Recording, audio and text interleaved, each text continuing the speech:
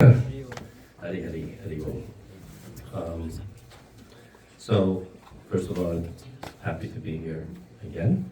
I know a few weeks ago my father-in-law was here, uh, Moya Prabhu, and I wanted to come with him, but I wasn't able to make it.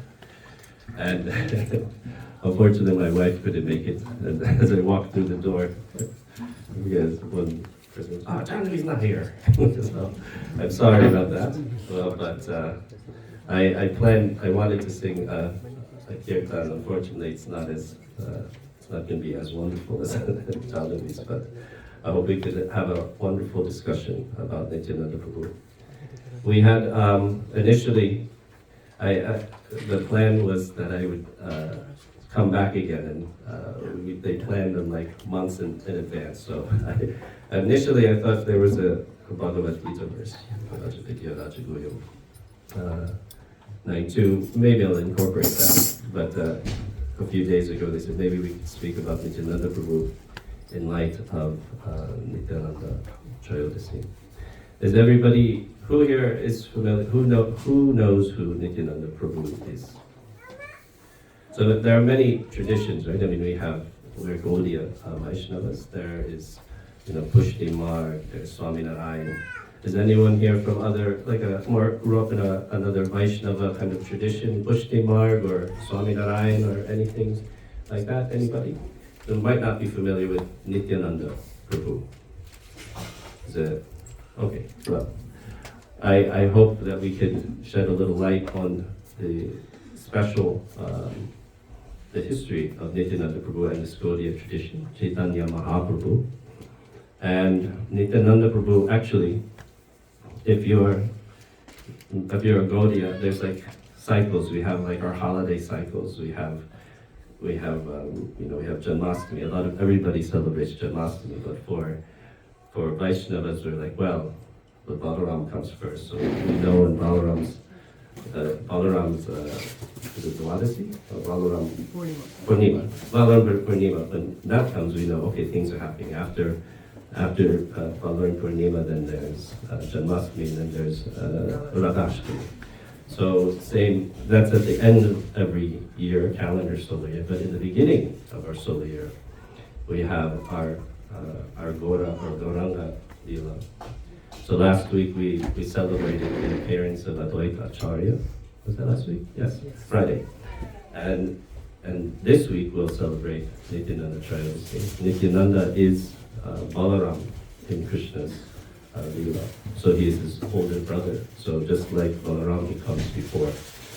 But I think what I'd like to do is there are some aspects of Nityananda Prabhu that I would like to share with you. Some meditations I've had, not just as Guru, as the Adi Guru, but also as Pada Dukha Dukhi. It's very compassionate. This bhakti that's not just love, but love for everyone. This compassion for the fallen and conditioned souls, or when we read these translations, the fallen and conditioned souls, well, that's me actually. That's in layman's terms, that's all of us. We've taken birth in samsara, and the very unique thing about this Gaudiya Bhakti is of course, it's for everyone, but it's very, very centered on bhakti, devotion to Krishna. Sometimes there's a mixture of gyan, but I've never seen a philosophy that's so centered and brings it always back to bhakti, devotion to Krishna. Because you could have gyan, you could have karma, you have karma yoga, you could satyam karma yoga, you could have dhyana yoga, you could have, ashtanga yoga, but every time you could see in every commentary of Gita, of even Vedanta Sutra, Upanishad, always somehow brings it back to Krishna, to love Krishna. That is the only thing that we can really, if we're going to understand anything, will it be by our struggles to learn and understand everything? Yes, you'll have some success, but ultimately, something that's transcendent, beyond comprehension, it has to be given. And this is where Sri Nityananda Prabhu is so important. Now, so I'll go through maybe just a couple concepts and stories, and then maybe we'll try to sing kirtan, bhajan together. And I apologize, I'm not. it's Aproda Nityananda, Aproda Paramananda Nityananda Rai. So we'll try that after we have a little discussion. Okay, so let me, if you don't mind, I'll start with a little prayer. Om Jnanatinarandasya Jnananjana Shalataya Chakshurunnidatam Yena Tasmai Shri Gurave Namaha. Shri Chaitanya Manavishtam Stapitam Yena Bhutale Swayam Rupa Kadamayam Dadati Swapadantikam Vandeham Shri Guru Shri Yuta Padakamalam Shri Gurun Vaishnavascha Shri Rupam Sagrajatam Sahavana Sanatam Tantam Sajivam Sadvaitam Savadutam Parijana Sahitam Krishna Chaitanya Devam Shri Radha Krishna Padan Sahavana Radhita Shri Ishakam Vitanscha He Krishna Karuna Sindhu Dinabandho Jagatpate Gopesha Gopika Kanta Radha Kanta Namaste Tapta Kanchana Gaurangi Radhe Vrindavaneshwari Krishna Bhanu Sute Devi Pranamami Hari Priye Vanchakalpa Turbhyascha Kripa Sindhuve Evacha Patitanam Pavanebhyo Vaishnavebhyo Namo Namaha. Jai Shri Krishna Chaitanya Prabhu Nityananda Shri Advaita Gadadhara Srivasadi Gaura Bhakta Vrinda. Hare Krishna Krishna Krishna Hare Hare Hare Rama Rama Rama Hare Hare. Okay, thank you. So there's not really a presentation. This is it. I just have like one or two pictures. So, and then there's the lyrics for the song. So, but this is the Murti of Nityananda and Ekachakradham. So this is in the birthplace of Nityananda Prabhu. So I like have it as a meditation as we sit and speak. Nityananda, I'll do just a brief history in case some people are not aware or know much of Nityananda Prabhu's history. So Nityananda Prabhu, I guess, so in Ekachakra, this is the 16th century. He was born contemporary of course, the Panchatattva, and Chaitanya Mahaprabhu. Now, so if you're familiar with the Sri Chaitanya Bhagavat, the author, Vrindavan Das Thakur, is disciple of Nityananda Prabhu. So you can see if you read the CC and you read Chaitanya Bhagavat, you'll see there's a lot more prayers and there's a different interpretation of Nityananda Prabhu. And there are some stories in here that are not in the CC.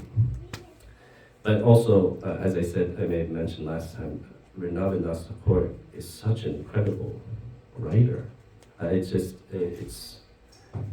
so heartwarming, the stories, how he narrates them, how, like when Nityananda Prabhu and Haridas Thakur are running away from Jadai Madai being chased, threatened, and they're having a conversation. It's like a movie, it sounds like a movie. But this is 16th century Vrindavan Das Thakur. But, and such beautiful prayers.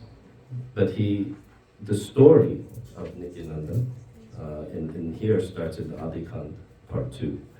And then this is in a very similar way as he had been talking about Chaitanya. He does a very similar narrative for Nityananda Prabhu, but just a little shorter. He talks about his birth, and then he goes into this long explanation of how Nityananda Prabhu did he played with the kids, and all they would do would reenact Krishna's pastimes and make costumes. And he said they had one day they were doing the Leela of Putana, and he had one child dressed like Putana, and I was like, well, how did they do that? Because he had to crawl up and he had to breastfeed, and I was like, well, there wasn't much of an explanation for it, but kids are creative.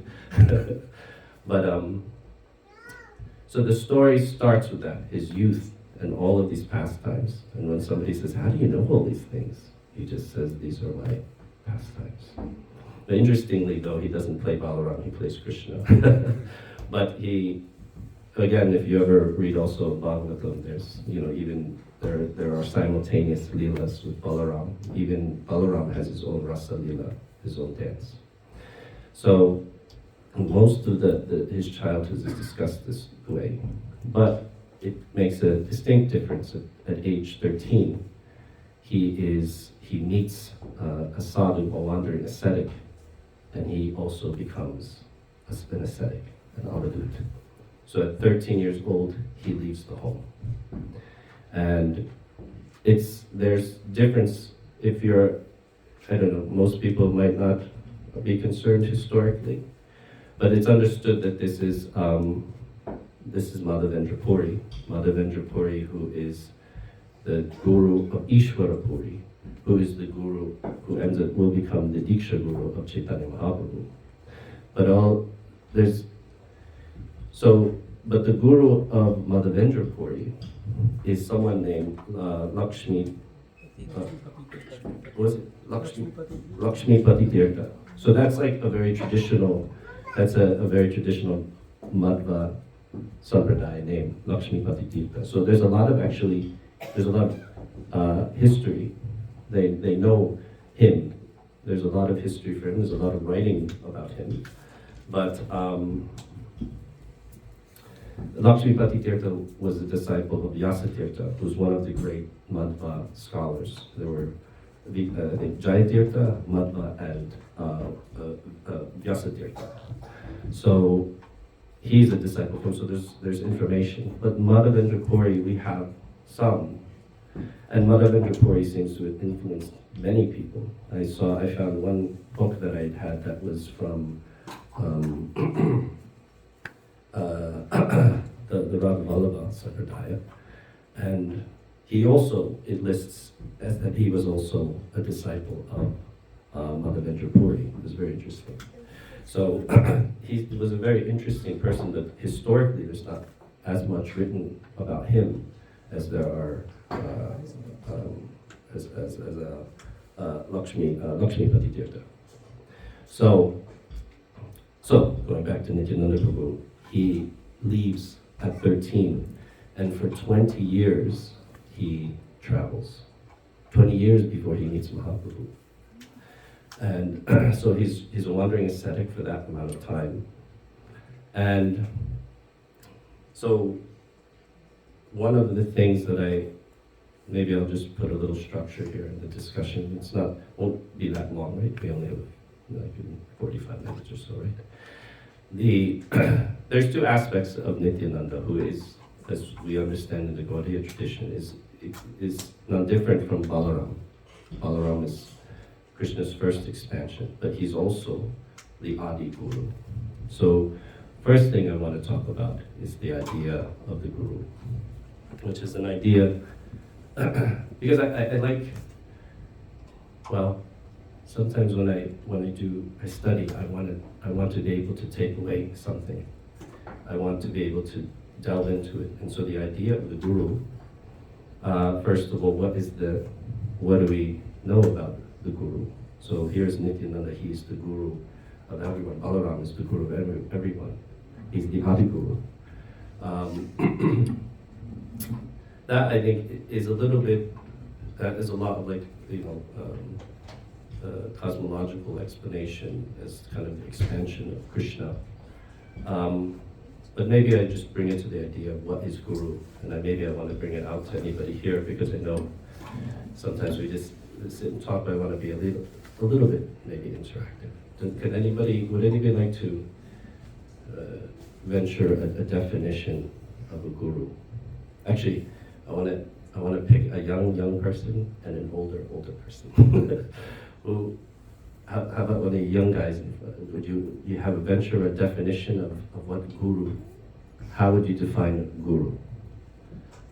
How about you? You look scared. I know. You're a young guy. You're a kid, but I don't want to put you up. You seem like you might be. He's more gay. Don't worry. You're off the hot plate. What would you think? And your name? Abhay. Abhay. Yes. I think a guru is a personality who actually represents, was a representative of Krishna, and he's the one who teaches the conditioned souls about Krishna and Krishna's pastimes, and to approach how to go back to Krishna. Okay, that's a good answer. So Abhay had said that a guru is a representative of Krishna who teaches us how to know Krishna, how to serve Krishna. Is that right? And he gives us the path in which we can do that. Right? Did I miss anything? That is right. I represent you correctly. How about anybody in the back? I know. I don't mean, it's not because I like sitting in the back too. But if anybody more, any of the wiser, everybody's wise. I know this. You're young, wise beyond your years. But anybody there could give me a little bit of idea of what a guru is? Oh, lady, yes, the young ladies. One who removes darkness, like ignorance. Yeah, that's the prayer we have, right? That's true. Removes darkness. One more. Yes. Guru means one is whatever the answer Abhay and Mataji give, that's Yeah. correct. But I would like to add that Guru is the one who delivers you, and to me, Guru is the super soul. Guru is a super soul. Yes, that's true. I know that also. This is Sastra. The Paramatma is the Guru. But there's no but. One thing I think is that a lot of the things when I was young, I remember. I don't know. A lot of you are from Tuako for some time, right? Remember Lakshmi Nishringa Prabhu? So when I was a young bhakta, I lived in the temple, and I would sit there for the 2 hours of the japa period and try to do my rounds. But he would always check on me to see how are you doing? Are you focusing? And he said, what I do is in my japa, I pray to the Paramatma in my heart. And so that was how he did his japa. And so, as a young man, I was like, okay, I'm gonna try that one. Like this week, one week it was like, I'm gonna meditate on every letter of the word. And then he told me to try to focus on the Paramatma in the heart. And that truthfully guides you. There's a guide in there. So yes, those are all great answers. Well, the one we know from the Gita is Tadvidi Pranipatena, Prashvasena Sevya, Upadeksanti Devyanam. Why? Because he's Gyaninas Tattva Darshana. Darshana means like you see, you actually see it, you understand it, you know it exists. Tattva. Tattva Darshana. He's had darshan of Tattva. He's had darshan of the truth. So that's, and for someone who has actually had that, gosh, it seems so hard, to have Tattva of the truth. It's profound. I don't know how many here, we come here on Sunday to do Dharma, or, it's good for my family, but to search for Tattva, to really want Tattva, that's part of this path. And sometimes you're going to have to shed the upadi, that designation, I'm here, I'm a good member of this community. But shed it. What is the truth? What are you without that? Are you still a devotee of Krishna without any of the social parameters that we need? That's why I love communities like this. Like we're here in the basement of a church and still thriving, coming here every Sunday.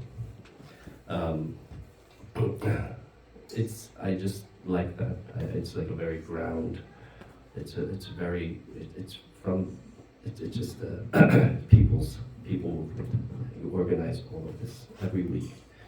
So This is one of the definitions. And when that person, you find this person that has seen the truth, you know, you ask questions, you serve them, you stay, you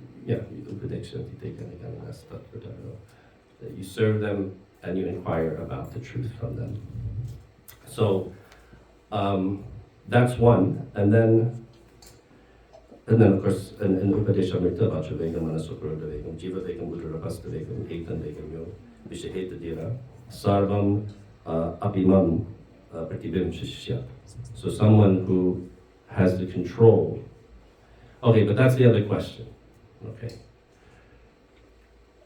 Why is it hard to find a guru? Is it easy to find a guru?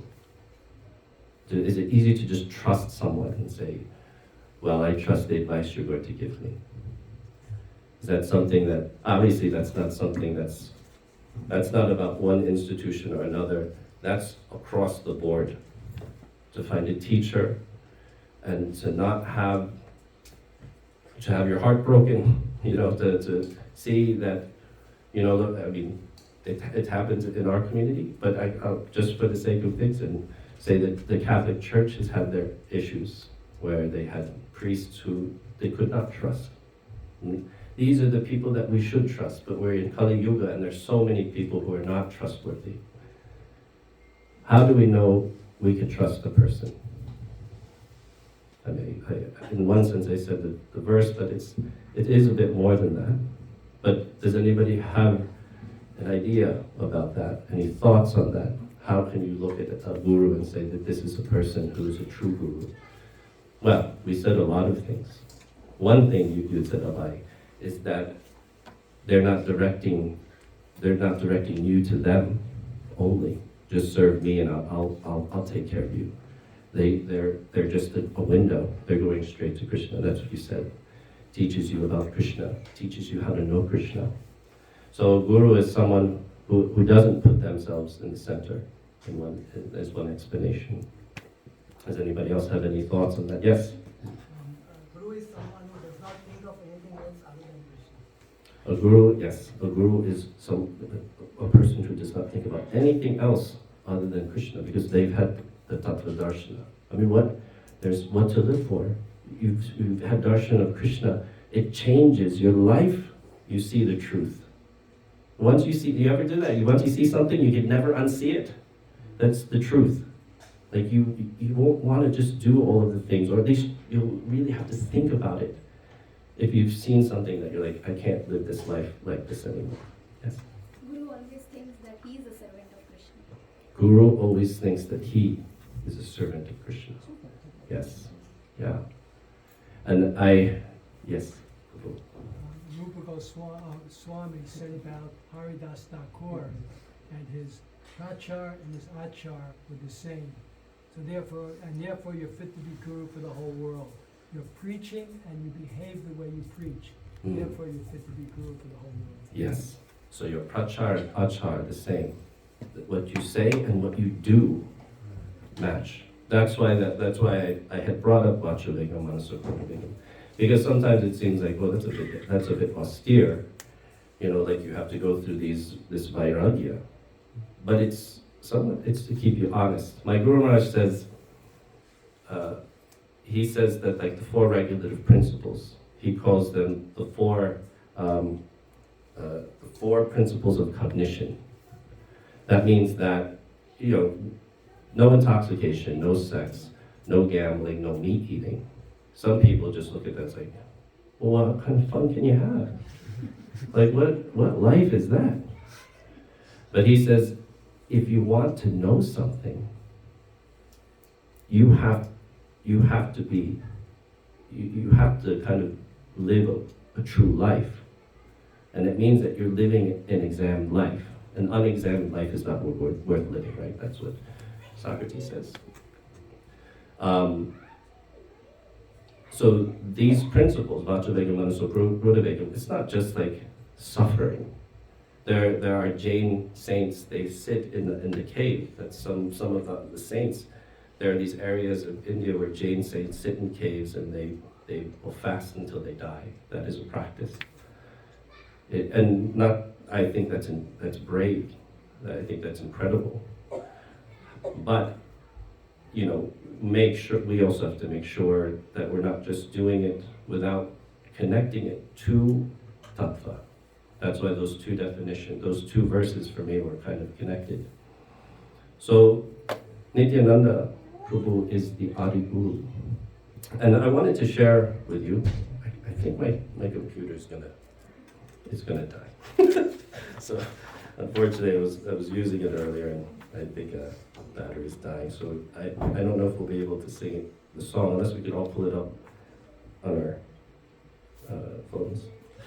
But one thing I wanted to share was from the Chaitanya Bhagavat. So this is Nityananda Prabhu. So after 20 years of traveling and wandering all across India, from like the Char Dhams, north and south, east, west, he went everywhere. On the western part of India, he meets Madhavendra Puri. And this is the point I'm making. If you yourself are looking for the truth, it's not, some people think that it should be magic, like this, a guru will walk in and it's like, Shaktipat, that's the person. It's true. But you have to also be searching yourself. You also have to be, having those principles of cognition. You have to be trying to find it yourself. Otherwise, either A, that person who is on that path, it's not going to connect with you, or B, you're going to be cheated because you don't want the right thing. So we also have to be on the path. So this is just, it's beautiful because I don't recall this in CC, and somebody could tell me if this is one thing, but this is when Madhavendra Puri meets Nityananda Prabhu. So, starting here in chapter 9 of Adikand, the fearless, this is now Nityananda Prabhu had been traveling, the fearless, ecstatic Nityananda Prabhu traveled in this way without fear of anyone. The Lord had no control of his body due to his ecstatic love for Krishna. Sometimes he cried, and sometimes he laughed. Who can understand his ecstatic moods? As the Lord traveled in this way, many people did not understand. But by the will of providence, he met Sri Madhavendra Puri. The body of Sri Madhavendra Puri is imbued with ecstatic love of God, and his followers partake of those same sentiments. So this is Nityananda, whom we are celebrating as he meets his guru, his teacher. He did not relish anything other than loving sentiments for Lord Krishna, who enjoyed his pastimes in the body of Madhavendra Puri. What more can I say about the devotion of he who was the spiritual master of Advaita Acharya, whom we just celebrated his appearance? When Nityananda saw Madhavendra Puri, he was immediately stunned in ecstatic love and fell to the ground unconscious. Seeing Nityananda, Madhavendra Puri forgot himself and also fell unconscious. Sri Gaurachandra has repeatedly stated that Madhavendra Puri is the original root of worship and ecstatic love. So Chaitanya Mahaprabhu says how important Madhavendra Puri is in this. And I think that if somebody wanted to do some research, I think it'd be really a great contribution to do more research into Madhavendra Puri, Ishwara Puri, because there's really, apart than these biographies, these are like, there's no direct biography of them. It's very interesting. Oh, in the Chaitanya Charitamrita, there's quite a bit from Madhavendra Puri, actually. But Ishwara Puri, it's very interesting. That fact that he has that much importance says something. Chaitanya Mahaprabhu says that. After some time, when they regained external consciousness, they held each other and began to cry. Overwhelmed in ecstatic love for Krishna, they rolled in sand and cried out loudly. Tears of love flowed like rivers from their eyes and soaked Mother Earth, thereby making her feel gratified. So these are ecstatic, devotional feelings. This is bhakti, the ecstatic expressions of love. Shivering, shedding of tears, hair standing on end, and other ecstatic symptoms appeared without end, for Lord Chaitanya personally resides in their bodies. Lord Nityananda said, whatever pilgrimage I have performed till now has has today borne fruit. Today I have seen the lotus feet of Madhavendra Puri. By seeing his ecstatic love of God, my life has become successful. Madhavendra Puri embraced Nityananda and was unable to reply, for his throat was choked with love. Sri Madhavendra Puri was so pleased that he was unable to release Nityananda from his embrace. Ishwara Puri, Brahmananda Puri, and the other disciples of Madhavendra Puri all felt great attachment for Lord Nityananda.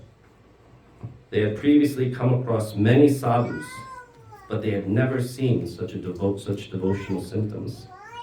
They always felt distressed while conversing with materialistic people. So they always felt distressed while conversing with materialistic people. So they decided to travel through the forests. And it's not to create, outsider bias, have you ever been in a conversation and somebody's like, oh, I watched this Netflix series, and you're just like, well, I don't have a Netflix subscription, or I don't watch this. It's not my thing.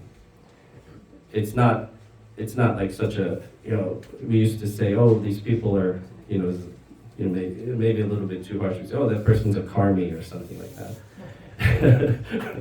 But it's, karmi is like a kind of an affectionate term, you put an I at the end. But there's somebody who did like karma kanda or fruitive activities.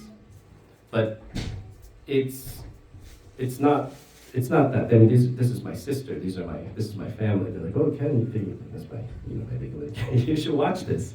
You should watch this movie. Oh, this is great. You should watch it. And then, is it really that great? There was a devotee saying he didn't watch the movie. We saw a review of this movie.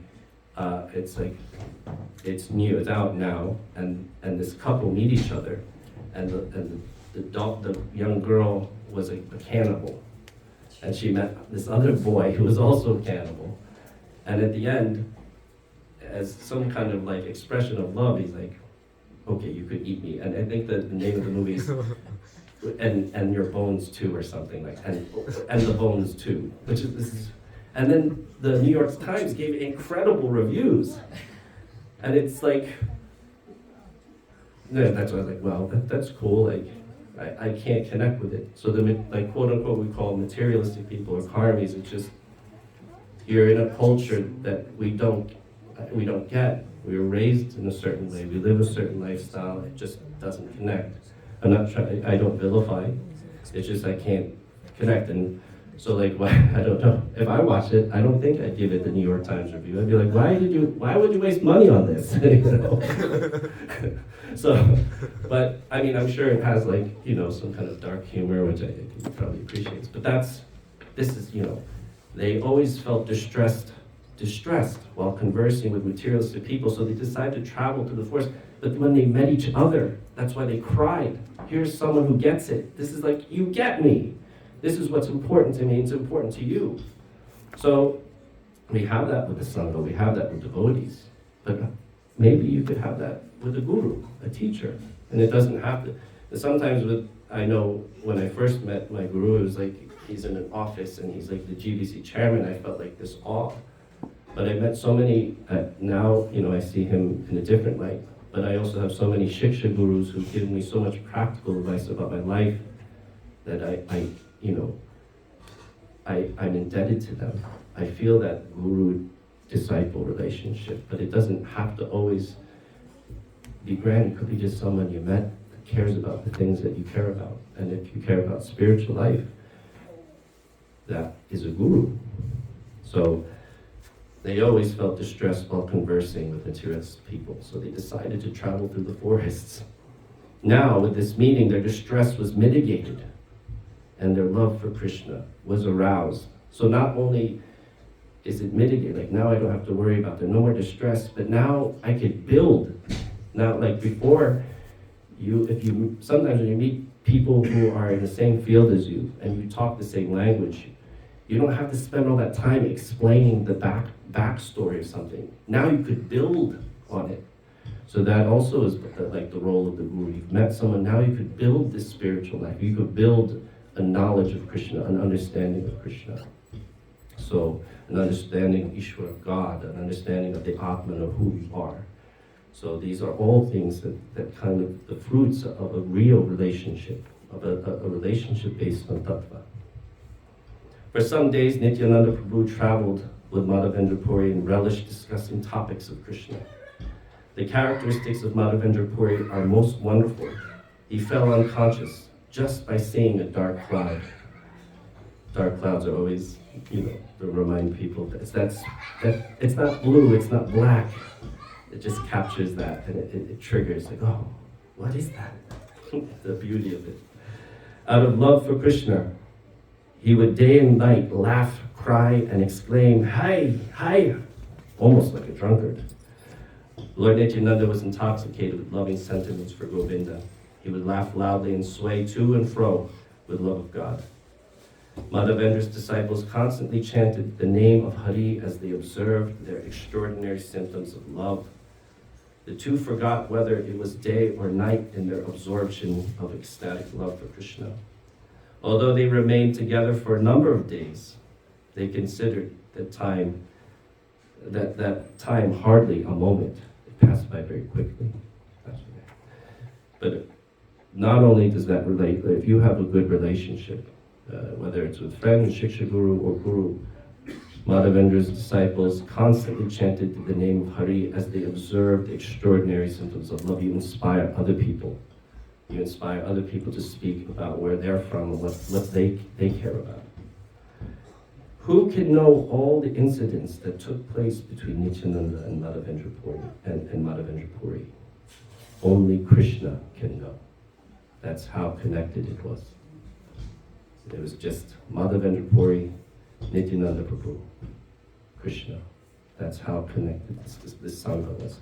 My computer, unfortunately. The meditation, the real, they're also they're always there. Madhavendra Puri was unable to give up the association of Nityananda, so he constantly remained with him. Madhavendra said, "I have never seen such an ecstatic love. Wherever such love of God is found, that is my favorite holy place. I know Krishna has bestowed his mercy on me because he has given me association of Nityananda.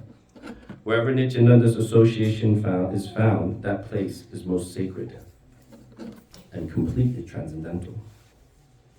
If one hears the name of Nityananda, he will certainly attain the lotus feet of Krishna Chandra.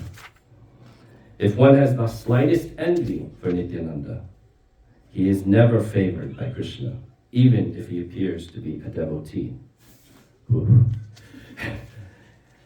In this way, Madhavendra Puri day and night exhibited affection for Nityananda with his speech and activities.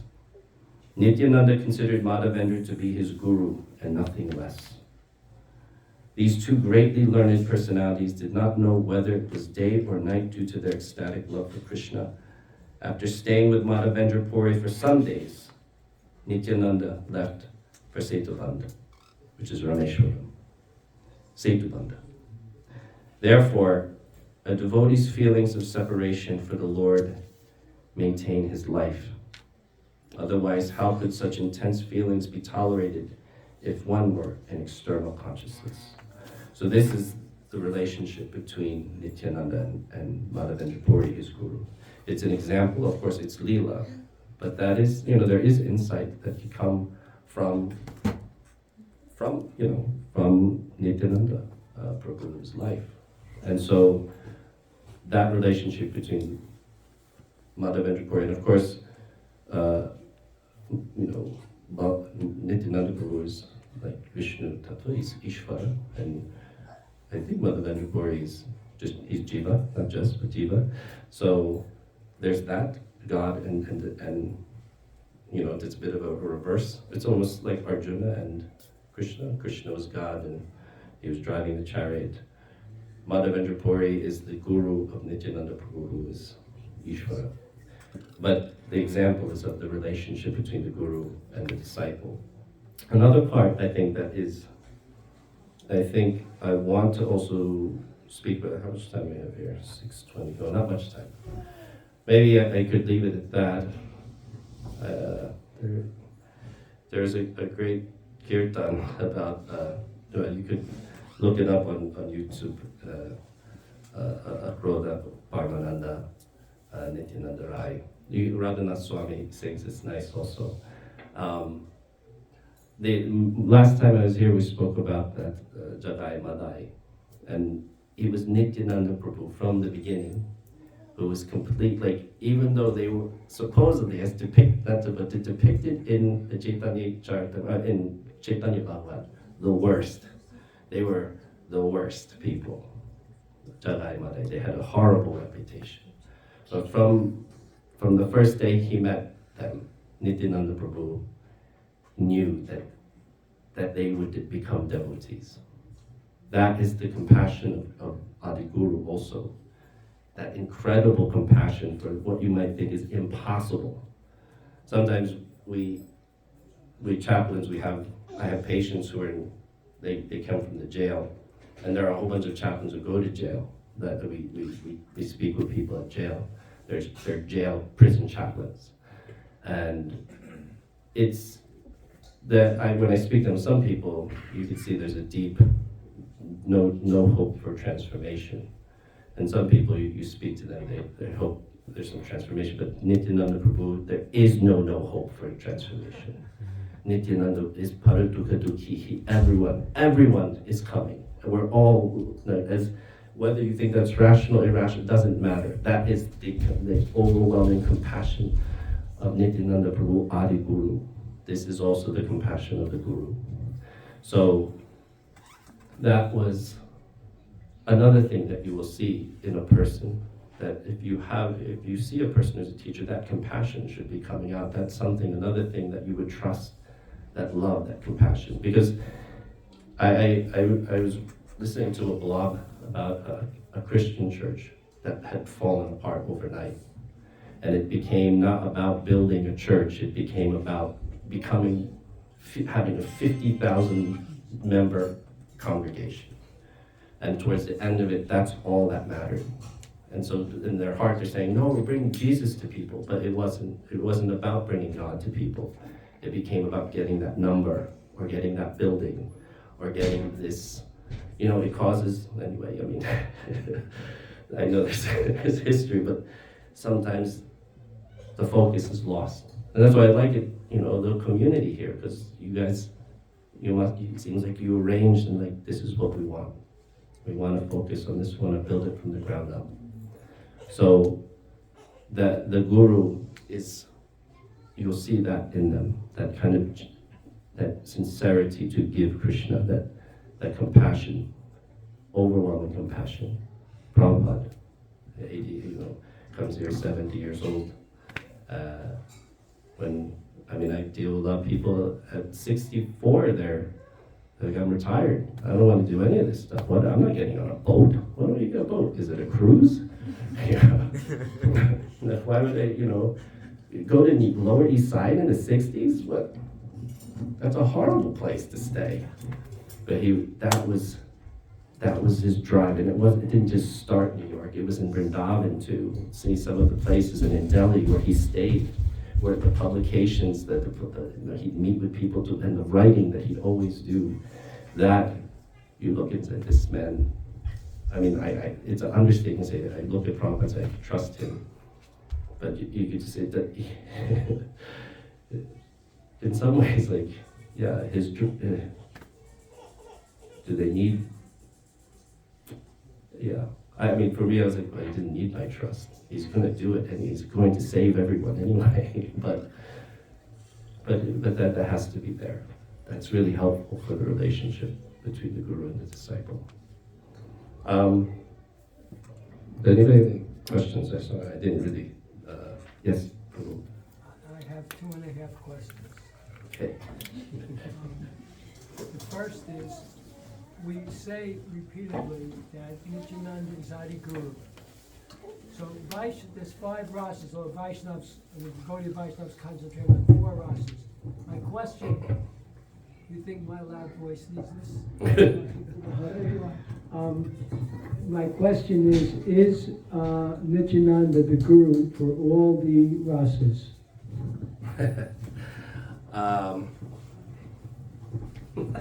That's a good question.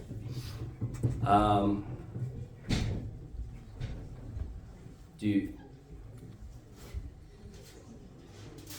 That is, I mean, you know the answer. If it has something to do with eating, maybe I know the answer.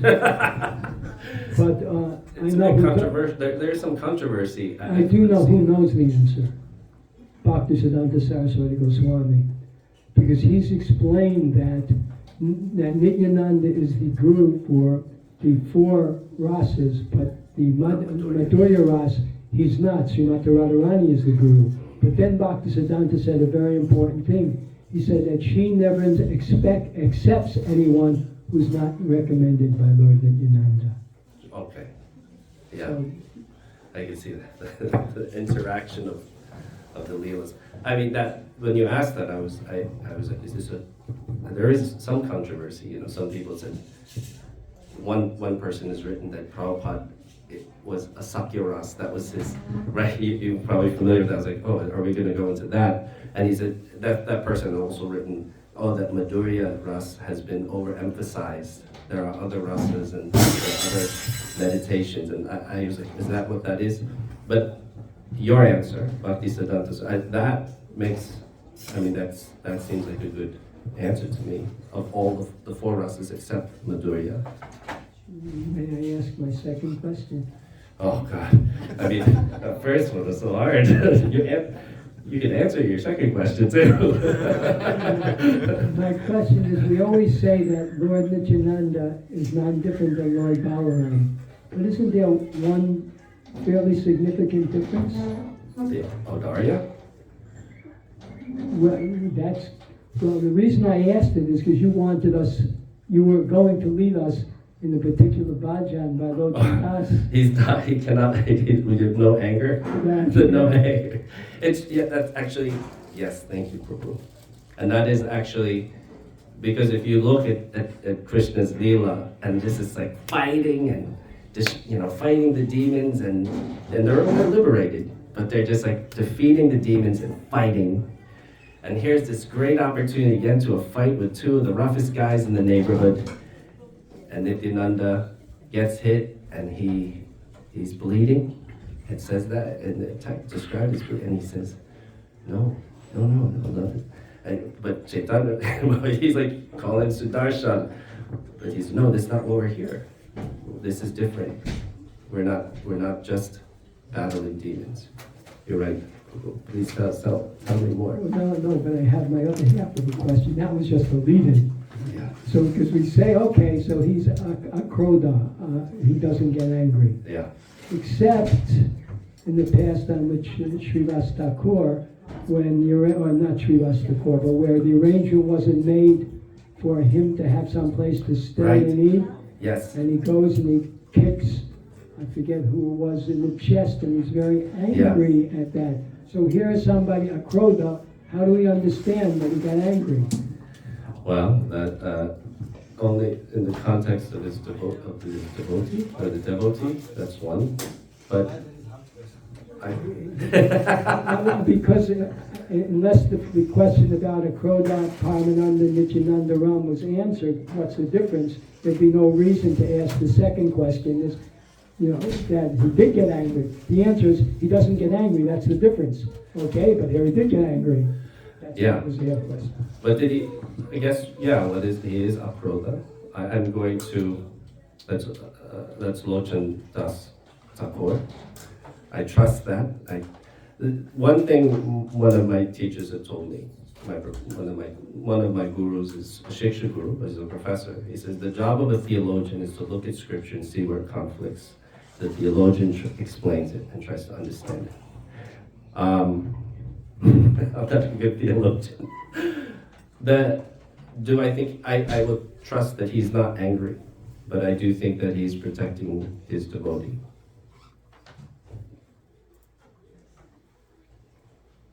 Not satisfying. I know it's not. I know it has a slow blink, a very slow blink. Because it says when it relates to pet, what's, It is krodha, right? It says that he gets angry. It says krodha. It says say.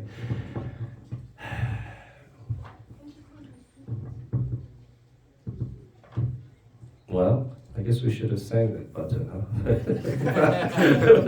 Probably saw the answer in it there. The only, I'm not saying this is an answer to the question, but we often put things under the umbrella of Leela. And so this just happened to be a Leela, just like it's said in the scripture that fear itself is afraid of Krishna.